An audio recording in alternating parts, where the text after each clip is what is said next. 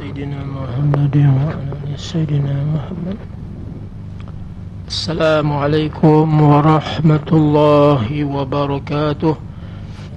إلى هبة النبي المصطفى رسول الله صلى الله عليه وسلم، ثم إلى أرواح آبائه وإخوانه وأزواجه وذريته وآل بيته وإتراته، ثم إلى أرواح أبينا سيدنا على وأمنا سيدتنا حواء، وإلى كافة الأنبياء والمرسلين والملائكة المقربين والكروبين، وإلى سادتنا أبي بكر وعمر وعثمان وعلي وبقي الصحابة والقرابة والتابعين لهم بإحسان إلى يوم الدين، ثم إلى أرواح أولياء الصالحين بمشارق ومغاربها، ثم إلى أرواح علماء العاملين، ثم إلى أرواح أصحابنا الكرام، والدينا ولأمهاتنا ولأجدادنا جداتنا وأعمامنا وأخوالنا وإخواننا ولجيراننا جميع المسلمين والمسلمات والمؤمنين والمؤمنات. شيء لله الفاتحة. أعوذ بالله من الشيطان الرجيم. بسم الله الرحمن الرحيم. الحمد لله رب العالمين الرحمن الرحيم مالك يوم الدين. إياك نعبد وإياك نستعين.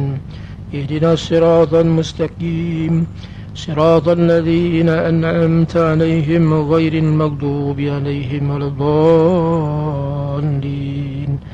آمين. اللهم إني أسألك بنور وجه الله العظيم الذي ملأ أركان عرش الله العظيم وقامت به عوالم الله العظيم، أن تصلي على مولانا محمد ذي القدر الله العظيم وعلى آل نبي الله العظيم بقدر عظمة ذات الله العظيم في كل لمحة ونفس عدد ما في علم الله العظيم، صلاة دائمة في دوام الله العظيم، تعظيما لحقك يا مولانا يا محمد يا ذا الخلق العظيم، وسلم عليه وعلى آله مثل ذلك، واجمع بيني وبينه كما جمعت بين روحي والنفس ظاهرا وباطنا يقظة ومناما، واجعله يا ربي روحا لذاتي من جميع في الدنيا قبل الآخرة يا عظيم.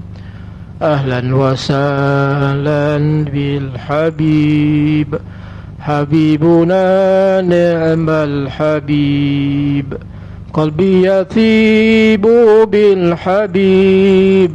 أهلا وسهلا بالحبيب، مجلسنا ذكر الحبيب، لساننا به رطيب، وصدرنا به رحيب. أهلا وسهلا بالحبيب، نبينا نعم الشفيع، مقامه على الرفيع، رحمته رحب وسيع. أهلا وسهلا بالحبيب، أمن بإلهي بالوصول إلى مدينة الرسول، وحظنا به القبول. أهلا وسهلا بالحبيب، وحبه وسيلتي دنيا كذا آخرتي، وقربه أمنيتي. أهلا وسهلا بالحبيب، صلي وسلم يا قريب، طول المدى على الحبيب. رب اجمعنا بالحبيب، أهلا وسهلا بالحبيب. اللهم صل وسلم وبارك عليه وعلى آله. بسم الله الرحمن الرحيم. الحمد لله رب العالمين، والصلاة والسلام على أشرف الأنبياء والمرسلين سيدنا ومولانا محمد وعلى آله وصحبه أجمعين. سبحانك لا علم لنا إلا ما علمتنا إنك أنت العليم الحكيم. ولا حول ولا قوة إلا بالله العلي العظيم ولا حول ولا قوة إلا بالله العلي العظيم ولا حول ولا قوة إلا بالله العلي العظيم ربنا افتح بيننا وبين قومنا ربنا افتح بيننا وبين قومنا بالحق وأنت خير الفاتحين ربي اشرح لي صدري ويسر لي أمري واحلل عقدة من لساني يفقهوا قولي. Alhamdulillah, sekali lagi kita dapat berjumpa di malam Jumaat, hari yang dimuliakan oleh Allah SWT. Di pada malam ni tuan-tuan yang dikasihi oleh Allah, muslimin muslimat, apa-apa ibu-ibu, kita membicara tajuk khususiah yang pada kitab yang dikarang oleh terjemah daripada kitab hadis Imam Suyuti rahimahullah ta'ala, yang mana khususiah pertama pada hari Jumaat itu hari raya, yang dikatakan dalam hadis setiap tahun ada hari rayanya, iaitu Aidil Fitri, Aidil Adha, maka tiap-tiap mingguan ada hari rayanya. Jadi hari raya mingguan ialah hari Jumaat. So itu disunatkan kepada kita, dan kalau hadir semain Jumaat, adalah elok, afdalnya, sunatnya kita mandi. Kerana imam kita Syafi'i tiap-tiap kali menghadiri semain Jumaat, beliau akan mandi. Dan mandi itu untuk membersihkan tubuh badan. Jadi maklumlah daripada kotoran dan sebagainya. Dan mandi itu juga, mudah-mudahan Tuhan mengafiatkan tubuh badan kita, menjadi sihat tubuh badan kita dengan sebab kita rajin mandi, lebih-lebih lagi mandi untuk tujuan ibadat. Jadi telah mengeluarkan Ibnu Majah hadis yang pertama daripada Ibnu Abbas. Abbas ni mana bapa saudara Nabi, Ibni ni anak lelaki Abbas, maknanya yang bernama Abdullah. Abdullah itulah sepupu Nabi. Dan Nabi mendoakan, Ibnu Abbas ni masih kecil lagi, so, ibunya telah membawa kepada Nabi, mana mak saudara sabit Nabi lah. Abbas bapa saudara Nabi yang akhir sekali meninggal dunia. Abbas ni lah bapa saudara Nabi yang akhir kan. Abu Lahab mati dah, Abu Talib, Sayyidina Hamzah yang lebih kurang sebaya dengan Nabi. Jadi yang meninggal akhirnya Abbas. Jadi anak ni jadi alim ulama, orang yang faqih dalam ilmu pengetahuan, dan yang mula-mula mentafsirkan Quran itu Abdullah bin Abbas, yang Nabi doakan Allah faqihu fid din, ya Allah beri faham kepada dia agama, wa alimhu, dan ajarkan kepada dia takwil Quran, akan ilmu takwil Quran, maksudnya dia faham perkara-perkara yang halus daripada Quran.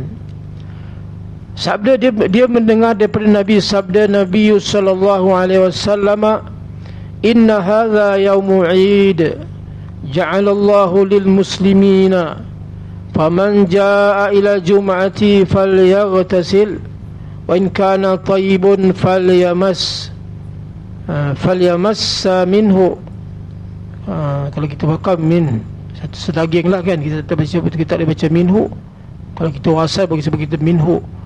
Kalau kita wasal, kita wakaf, falyamas min, bunyi sedaging min.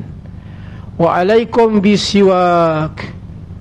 Apa artinya? Sesungguhnya ini hari raya, hari Jumaat ni hari raya tu, telah menjadikan oleh Allah bagi segala al-muslimin, bagi orang yang Islam, hari Jumaat ialah hari raya dia. Sebab tu kita ni kan, kecuali sini je lah, kalau tempat lain cuti kan, cuti. Kalau Arab sini, Arab Saudi pun cuti, Arab negeri Arab kan. Pasal Jumaat ini, kalau kita yang baik, ada satu guru di Mekah sana, Syekh Abdul Al-Lahji, beliau dia pergi semayang ni, saya dengar daripada anak murid beliau yang mengarang kitab, yang mengarang qasidah yang saya baca tadi, Syekh Ahmad Al-Jamhuri Al-Banjari Al-Maki, orang asal orang Banjar tapi duduk di Mekah, meninggal di sana. Dia mengatakan guru dia Syekh Abdul Al-Lahji, dia kata pukul 10 tu dah pergi sembahyang Jumaat. Pukul 10 tu dah di Masjid Haram kan. Kalau tuan-tuan pergi Masjid Haram, Kalau tuan-tuan pergi waktu nak azan, tuan-tuan tak dapat sembahyang kat dalam, betul tak? Sembahyang kat tepi jalan je lah, kan? Kena pergi awal. Mungkin pukul 12 tu pun kira dah lewat dah, kan? Kalau zuhur contoh pukul 1 lah contohnya. Jadi mereka menjadi adat, tuan-tuan. Mereka pergi awal. Mereka sebab apa? Ada kelebihan disebutkan dalam hadis. Sesiapa yang pergi saat yang awal, maka seperti dia mensedekah seekor unta. Ini semua dalam kitab ni. Tapi tak tahu, saya takut tak ada dalam baca, kan. Siapa yang pergi saat yang kedua, maka dia seperti memberi seekor lembu. Saat yang ketiga seperti masuk jam yang ketiga. Ada-adalah daripada pukul 8, pukul 9, 10 tu, kan. Siapa yang pergi saat yang keempat seperti memberi seekor kambing. Siapa yang pergi saat yang tu seperti dia memberi. Saat yang keenam seperti dia mensedekahkan seekor ayam. Siapa-siapa yang pergi saat-saat yang nak, kita kata nak sampai waktu tu, nak sampai waktu belum masuk waktu. Kalau kita pergi dah masuk waktu, dan selepas waktu, kan, tak masuk dalam kategori sedekah ni. Seperti dia bagi seekor sebiji telur ayam. Sebab tu orang dulu dia berebut. Dia tahu kelebihan hari Jumaat ni, dia berebut. Jadi kalau kita tahu kelebihan Jumaat ni, tentu kita rasa berebut, kan.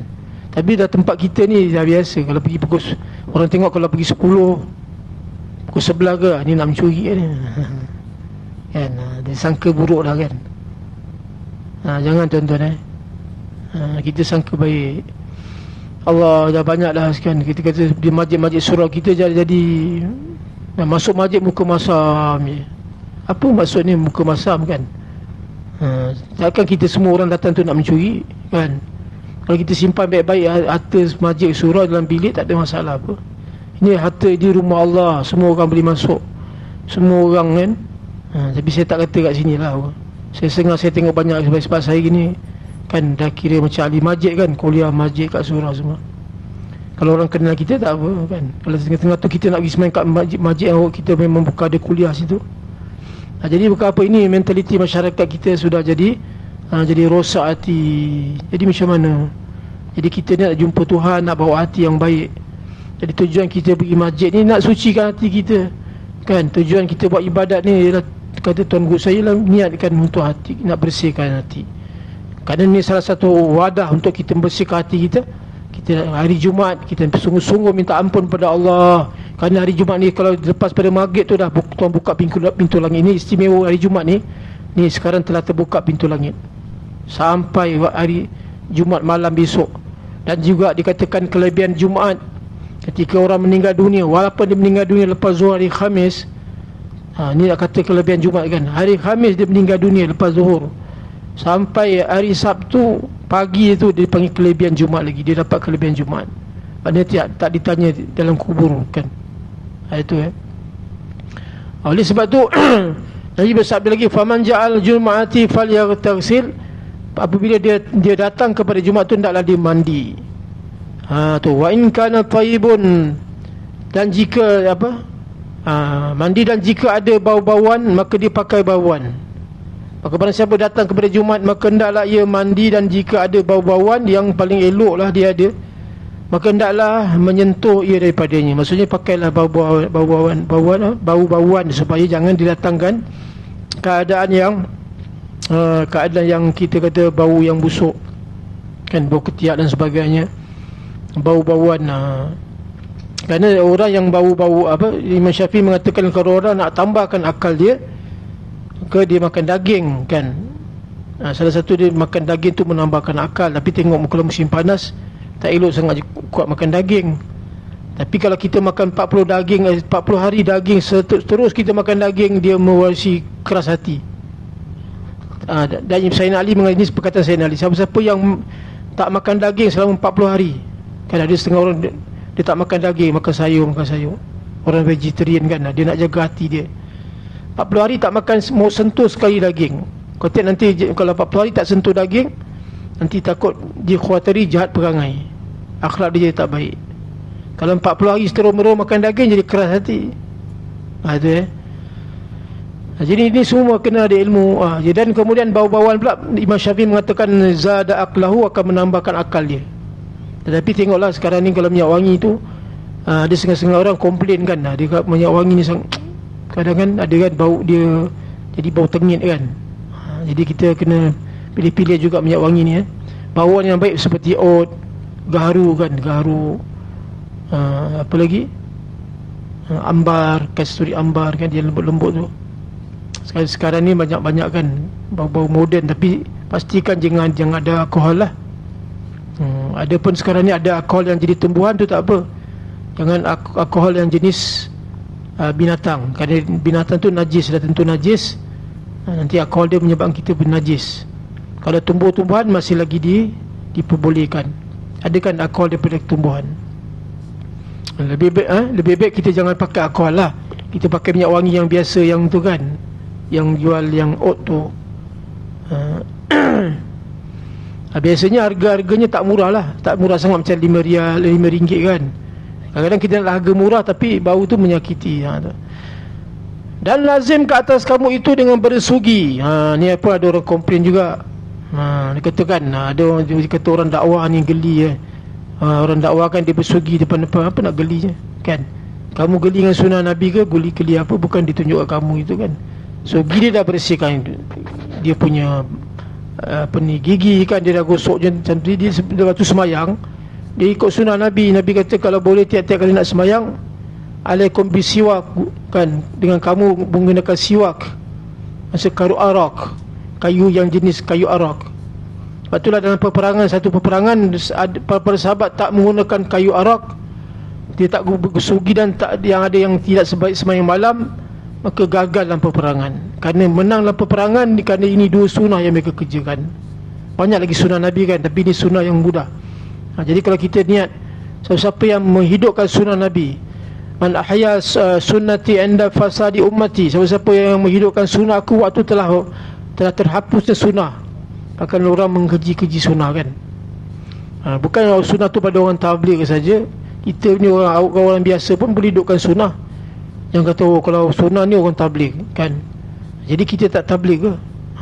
Kita ni masuk dalam yang Nabi sebut, umat Nabi Muhammad semua tu boleh mengamalkan sunnah kan. Jadi orang yang mengamalkan sunnah di waktu telah hapus, telah mati, orang dah tak ingat sunnah Nabi, seperti dia kamislu ajru syahidin mi'atu ajru syahidin, seperti dia mendapat 100 orang mati syahid. Jadi besarnya pahala orang yang menghidupkan sunnah Nabi. Jangan gelik, jangan kita jijik dengan sunnah Nabi, ya.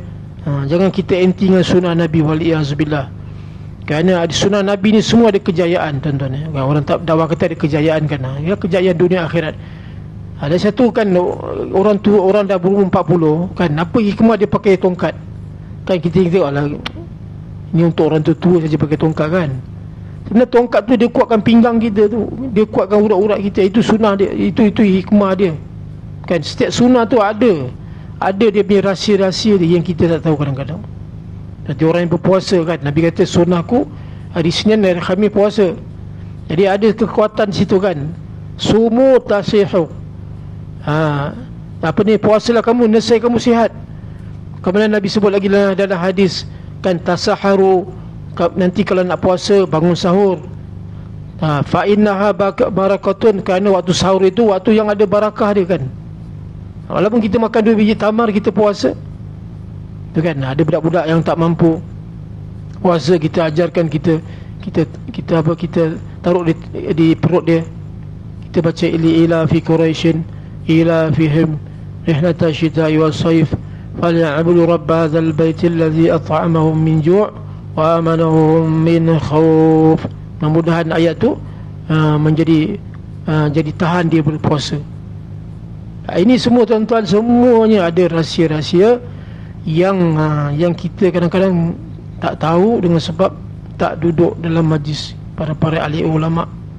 Yang mereka ulama ni, mereka terima daripada ilmu yang langsung daripada Allah Subhanahu Wa Taala. Kalau kita terkejut macam mana terima pada langsung tu, maksudnya dia baca daripada kalam-kalam Nabi SAW kan. Maka di situ keberkatan. Sebab tu ada kata Syekh Junaid Al-Baghdadi, dia mengatakan apa, Syekh Abu Yazid Abu Sami, hei ulama syariat, kamu ambil ilmu daripada kitab-kitab, Sedang kami ulama-ulama hakikat, dia ambil ilmu yang terus daripada Allah Subhanahu Wa Taala, khazanah Allah Subhanahu Wa Taala. Sama macam dia baca, tapi dia bergantung dengan Allah Subhanahu Wa Taala yang Al-Hayyu Ya Qayyum, yang Maha Hidup. Habis, dan lazimlah atas kamu itu dengan bersugi. Habis, dan telah mengeluarkan At-Tabarani. Dia kelebihan sugi pula disebut banyak kan. Sugi ni salah satu, takut tertinggal, takut saya terlupa. Sugi ni Nabi SAW ketika nak meninggal dunia, wafat, Nabi di sebelah Nabi ada sugi. Ada memang setiap sugi. Kenapa Nabi sentiasa bersugi?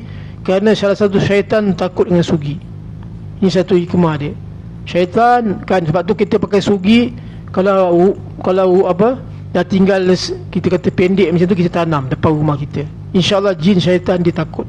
Ataupun kita taruh di birai-birai, di dinding rumah kita tu kan. Sebab tu kadang-kadang orang kata, kenapa sugi ni asyik hilang, baru beli asyik hilang kan. Allah alam, mungkin jin curi ke, dia anti jin ni dia kan, toyol pun boleh curi dia orang. Sugi ni dia marah agaknya. Sugi ni kan dia tak boleh, dia macam fobia dengan sugi. Saya sugi ni memang dia syaitan takut. Sebab tu, sebab apa? Sebab kita mengamalkan sunnah. Dia memang sakit hati lah syaitan kan, pasal dia memang nak suruh kita masuk ikut neraka macam dia kan. Iblis pun dah janji kepada Allah. Dia minta kepada Allah, tapi dia minta kepada Allah, la aghniyannahum ajma'in. Tu sesungguhnya kami apa, la aghniyannahum ajma'in, sesungguhnya kami, demi Allah kami nak sesatkan semua anak Adam. Tapi Tuhan kata kecuali illa minhum idza ibadaka mukhlasin, kecuali hamba engkau yang jujur ikhlas. Kerana Allah, dia tak boleh nak sesatkan kita kan. Jadi kalau dia minta pada Allah, tak izinkan dia. Sebab tu kita kena minta berlindung Allah dengan wasilah-wasilah Tuhan bagi. Lepas tu Nabi SAW, kenapa dia ada sugi ketika Nabi sakaratul maut? Kerana Nabi sentiasa bersugi. Bila berubah mulut bersugi kan, supaya memudahkan mengucap kedua kalimah syahadah.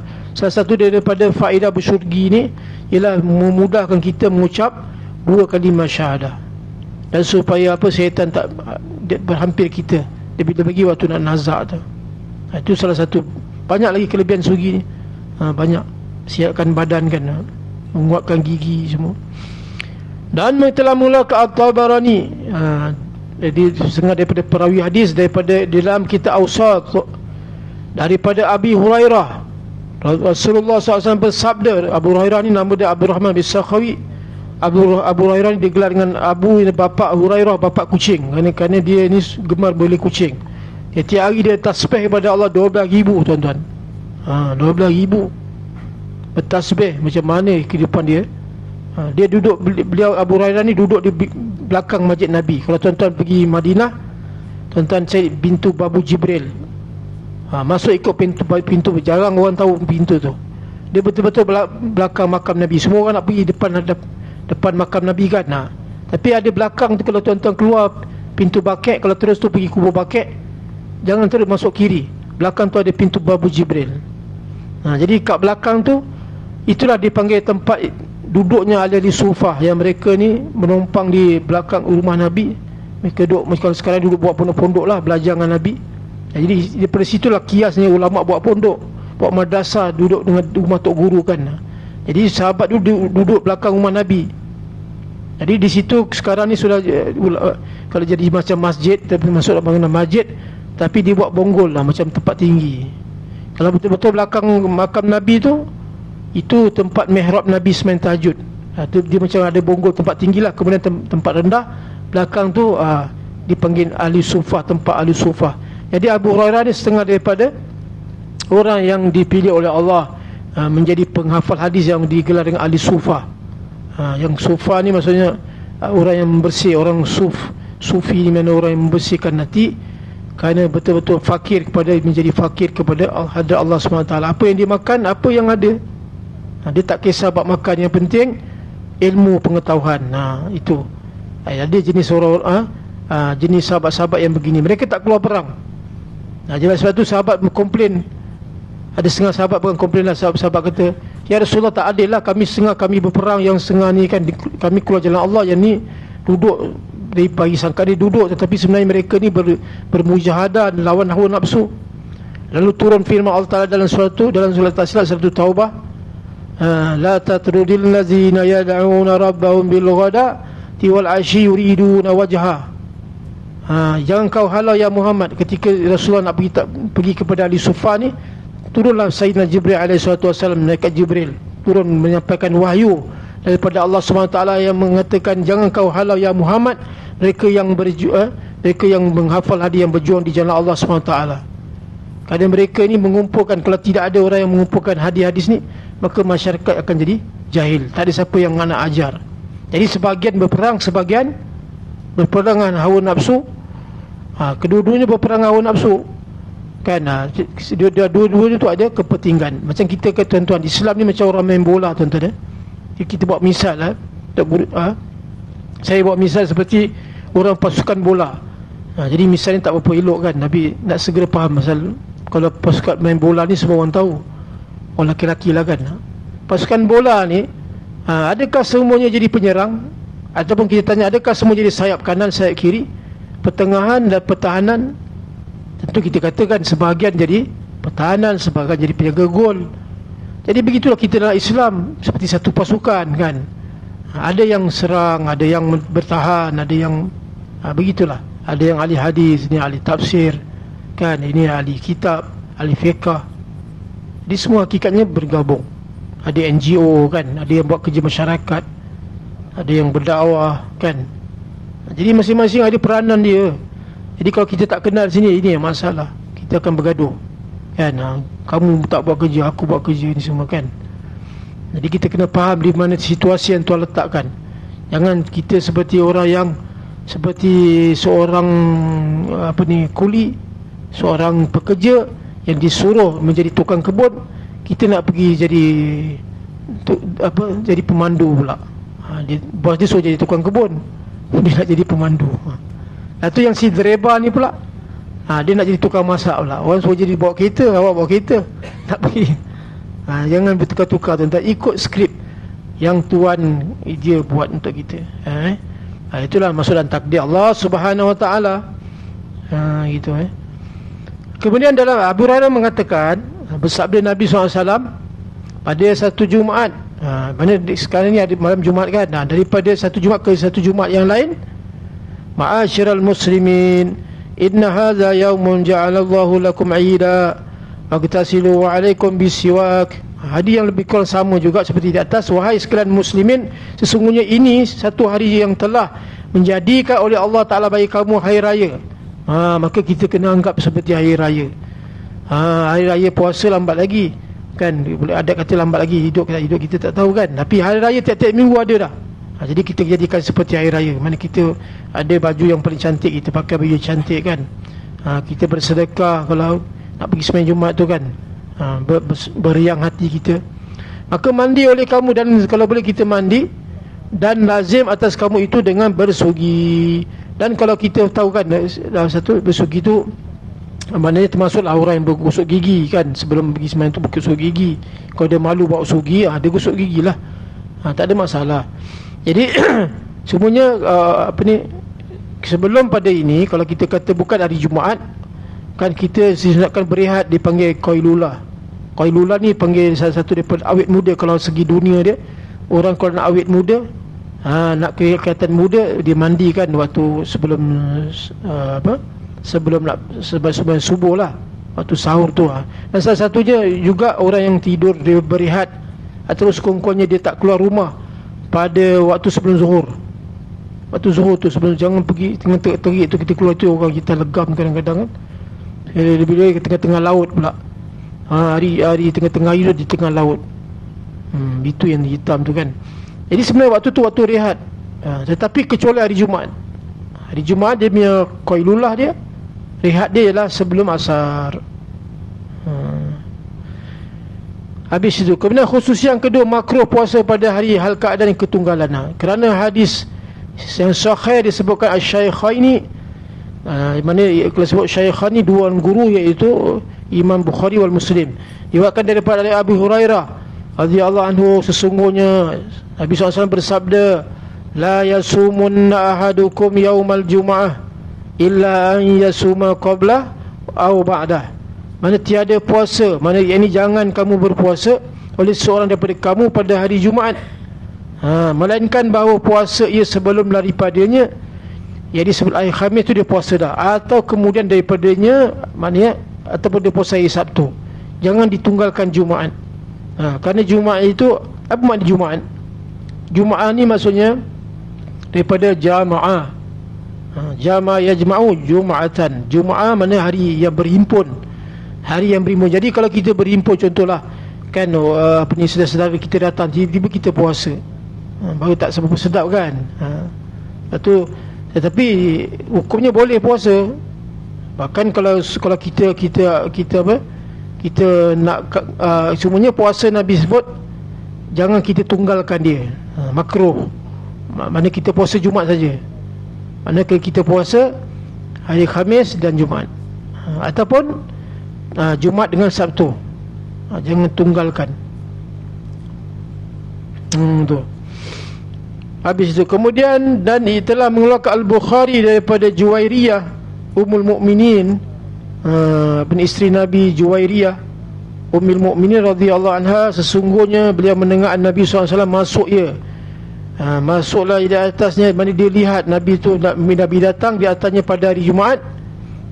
Maksudnya bila berlaku hari Jumaat, hari tu hari Jumaat, walhal ia Juwairiyah tengah puasa. Jadi isteri Nabi ni yang bernama Sayyidatuna Juwairiyah radhiyallahu anha sedang berpuasa. Jadi dalam hal ini, kalau dalam masalah ilmu fiqh, bagi seorang isteri yang nak berpuasa sunat, wajib dia kena minta izin daripada suami dia. Kecuali puasa yang wajib kan, puasa wajib tak perlu minta lah izin. Ataupun nak pergi belajar ilmu fardu ain yang wajib dia kena minta izin daripada suami dia. Kalau ilmu tu fardu ain, suami dia tak boleh ajar, dia boleh keluar rumah, tak panggil dia raka. Lebih kuliah kan, ilmu apa? Ilmu, kita kata ilmu faraid, tak boleh lah. Nak belajar ilmu sejarah, itu kena minta izin suami. Ini ilmu fardu ain. Ilmu berkaitan dengan, kita kata, bahagian darah ke, bahagian tauhid, ilmu fiqh atau ilmu tasawuf, yang fardu ain. Begitu juga puasa. Kalau dia nak puasa sunat, dia minta, dalam masalah puasa sunat, mesti sang isteri tadi minta izin pada suami. Suami ada hak menegak suami daripada isteri daripada puasa sunat. Lalu maka bersabdalah ia Nabi, bila nampak isterinya yang sedang berpuasa tadi, lalu Nabi bersabda, asumti amsi, asumti amsi, adakah puasa engkau kemarin? Sebab itu hari Jumaat. Lalu dia tanya, Nabi tanya, semalam kamu puasa tak?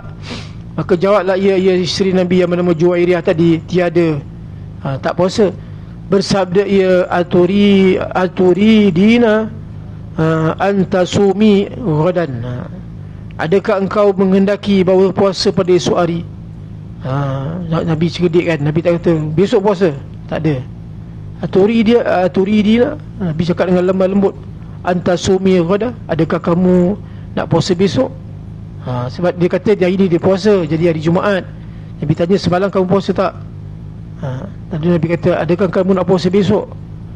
Menunjukkan, inilah hadis yang menunjukkan, ini dalil bahawasanya jangan ditunggalkan puasa pada hari Jumaat, baik laki-laki baik perempuan sama.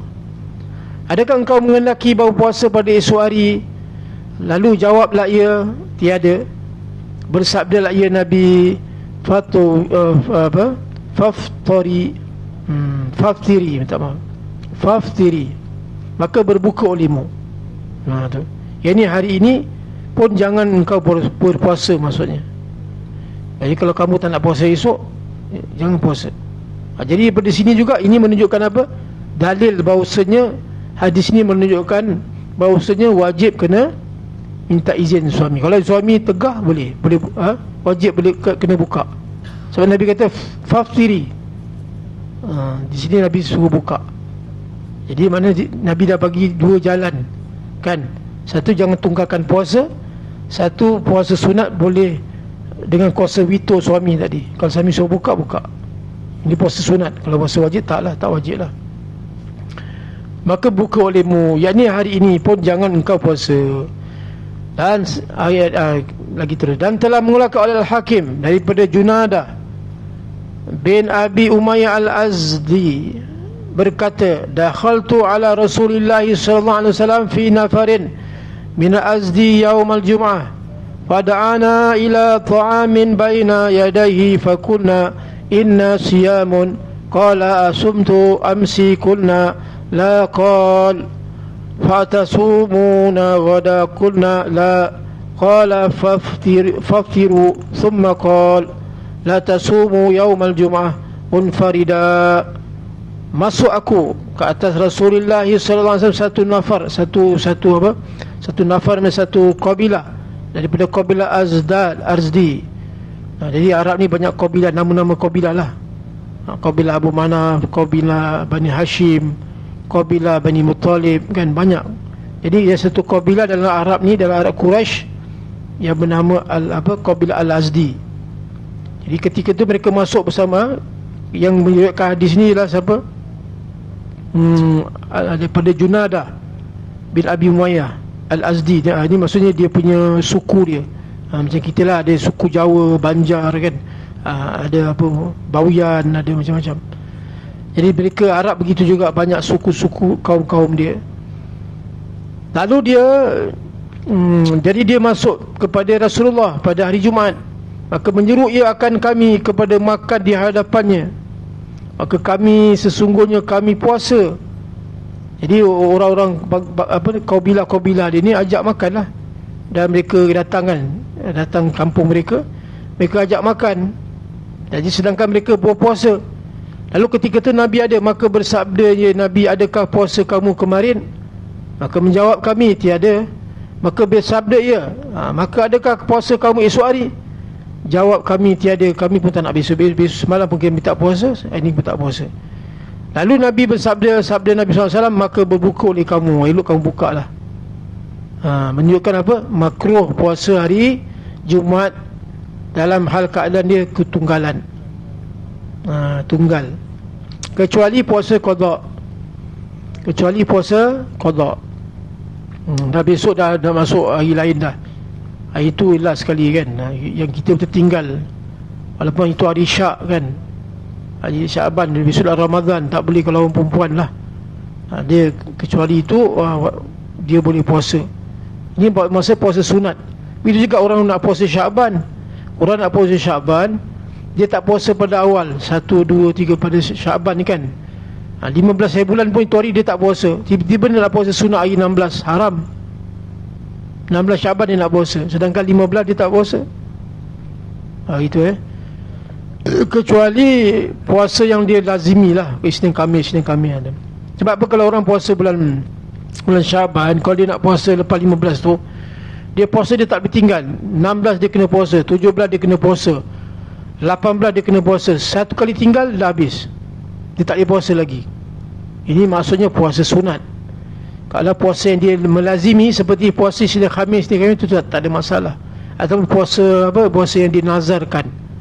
Dia nazar, contohnya dia nak puasa 31 kan, 31 hari bulan.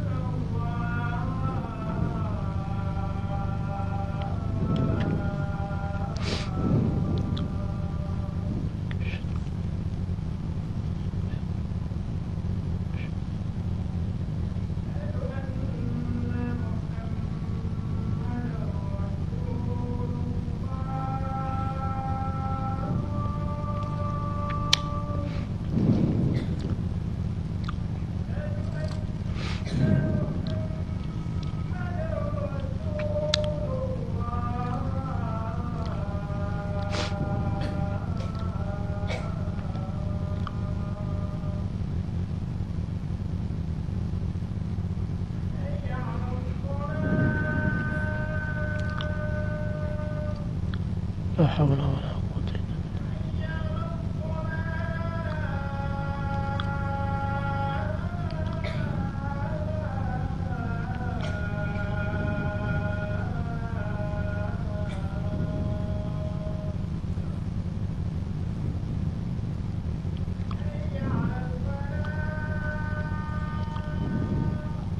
لا حول ولا قوة.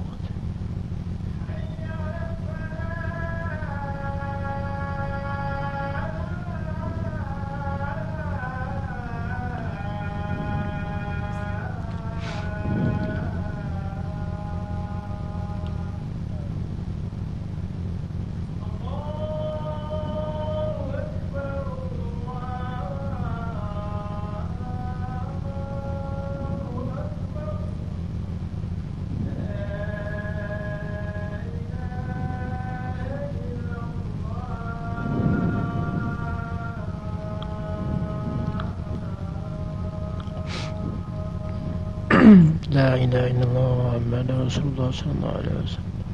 اللهم رب هذا الدعاء وصلى على الغائمة آت سيدنا محمد وسيلة الفضيلة وبث مقاما محمودا الذي وأنت إنك لا تخلف الميعاد. رب اغفر لي ولوالدي رب اغفر لي ولوالدي رب اغفر لي ولوالدي رب اغفر لي.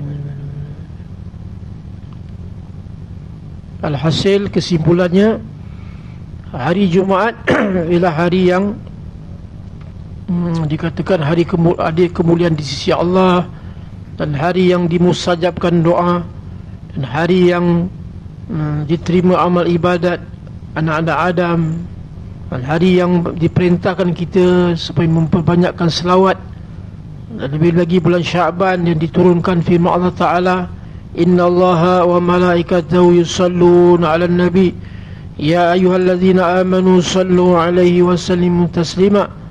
Sesungguhnya para malaikat Allah Ta'ala dan para malaikat berselawat pada Nabi, dan perintahkan kepada kamu, hei umat, hei hamba-hambaku, supaya banyakkan selawat, banyakkan menambah kasih. Selawat dengan artikan kasih kepada Nabi SAW sebagai wasilah kita sebagai Nabi yang mensyafaatkan bagi kita. Kemudian juga sebab yang satu lagi ialah jangan kita menentukan, dimakruhkan kita menentukan puasa pada hari Jumaat seperti kita sebut tadi, dan juga jangan kita menentukan hari malam Jumaat ni untuk qiyamul lail saja. Mana hari lain tak buat qiyamul lail, tapi malam Jumaat saja dia qiyamul lail. Itu pun hukumnya makruh. Bukan ibadat tu makruh, tapi perbuatan tu. Ibadat tu silakan, dapat pahala daripada Allah. Kan dia puasa dapat pahala, tapi perbuatan dia menunggalkan tadi tu. Jadi sebab apa dikatakan makruh?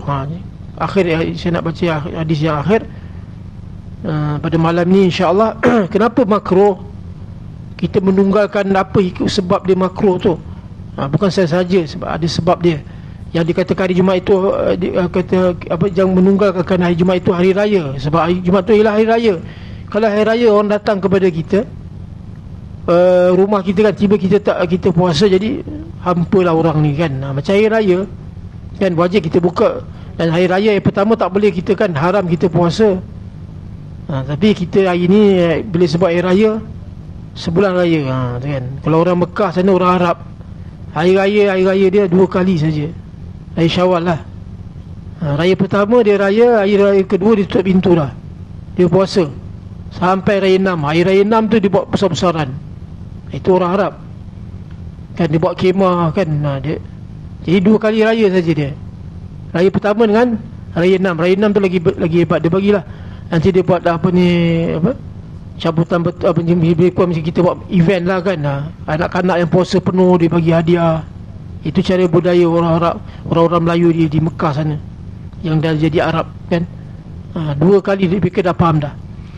Jadi sebab tu yang terakhir daripada perkataan Sayyidina Ali yang menjadi dalil bahawasanya jangan ditunggalkan puasa pada hari Jumaat, Dan daripada Sayyidina Ali karamallahu wajhah, man kana minkum mutatawwa'an min syahri falyasum yaumal khamis wa la yasum yaumal jum'ah fa innahu yaumu ta'amin wa syarabin wa zikrin. Sesiapa daripada kamu nak berbuat puasa, nak berpuasa sunat daripada satu bulan, maka hendaklah berpuasa ya hari Khamis. Hari Khamis tu kan sunat puasa, kerana hari Khamis tu hari yang diangkat, yang tak diangkat kitab kita setiap minggu. Dia ada seminggu ni ada 2 kali yang diangkat kitab, dipamerkan di depan Allah, iaitu hari Isnin dan Khamis. Sebab tu Nabi aku suka berpuasa pada kedua hari itu, kerana Nabi kata aku suka menunjukkan amalan aku di sisi Allah dalam hadapan aku berpuasa. Itu yes. Sebab itulah elok puasa Isnin Khamis. Dan tiada puasa ia pada hari Jumaat. Maksudnya kalau boleh jangan dia puasa hari Jumaat, yang ketunggalan lah. Maka puasa hari makan. Kerana hari Jumaat tu apa? Sebab hari Jumaat tu hari makan dan minum dan berzikir, hari mencari ilmu juga, hari yang mengingat kepada Allah ya. Jadi mudah-mudahan kita dah faham hadis ni, namun kita berazam nak mengamalkan. Walaupun kita dengar sekali, dapat kita amalkan sekali cukuplah. Kita puasa hari Jumaat dengan Sabtu, ataupun kita puasa hari Khamis dengan Jumaat. Cuba kan, kita try sekali mengamalkan. Jadi bila kita dah mengamalkan sekali, kata Imam Nawawi, kita termasuk dalam ahli amalan tu. Walaupun kita tak dapat nak amalkan secara istiqamah, kong-kong kita dengar malam ni, kita dengar malam ni sunat baca Yasin, kita sunat baca Suratul Kahfi, kita amalkan. Jadi sekali pun cukuplah dalam semua hidup kita. Tapi yang eloknya istiqamah lah kan, kekekalan. Jadi itulah saja. Wallahu ta'ala alam bisawab wa ilal marju wal ma'ab. Mudah-mudahan Allah Ta'ala mengampun dosa kita. Mudah-mudahan Allah Subhanahu Wa Ta'ala memberi taufik wal hidayah, dan sentiasa memelihara, memberi pencernaan tentang agama ini pada kita dan ahli keluarga kita, ahli masyarakat kita, insya-Allah Ta'ala. Bismillahirrahmanirrahim. Alhamdulillahirabbil alamin. Wassalatu wassalamu ala asyrafil anbiya'i wal mursalin sayyidina wa maulana Muhammadin wa ala alihi washabihi ajmain. Allahumma inna na'udzubika min ilmin la yanfa', qalbin yaqya, amin wa nusajjab wa nusina tasbah. Allahumma arinal haqqa haqqan warzuqna ittiba'ahu wa arina batila batilan. Allahumma arzuqna fahman nabiyyin wa imam mursalin wa ilhamal malaikati muqarrabin. Wa sallallahu ala sayyidina wa maulana Muhammadin wa ala alihi washabihi wasallam. Walhamdulillahil alamin. Qabbalallahu minkum.